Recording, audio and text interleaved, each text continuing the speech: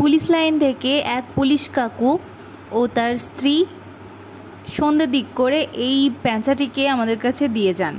পেঁচাটির ডানাতে আঘাত ছিল এবং ওনারা পেঁচাটিকে রেস্কিউ করেছিলেন।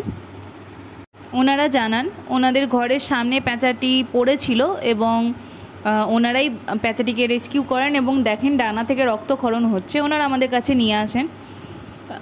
পাখির ব্যাপারে আমরা সেভাবে ট্রিটমেন্ট না জানার কারণে এবং পেঁচা ওয়াইল্ড লাইফের আন্ডারে পড়ার কারণে আমরা দীনবন্ধু কাকুর সঙ্গে যোগাযোগ করি এবং ওনার কাছেই পেঁচাটিকে দিয়ে আসি। বেশ কয়েকদিনের ট্রিটমেন্ট এবং কাকুর যত্নে পেঁচাটি সম্পূর্ণ সুস্থ ও তার নিজের সুস্থ স্বাভাবিক জীবনে ফিরে গিয়েছে। কাকু ওকে মুক্ত করে দিয়েছে। ভালো থাকুক এই মানুষগুলো যারা এইভাবে অবলাদের পাশে আছেন এবং অনেক অনেক ধন্যবাদ দীনবন্ধু কাকুকে।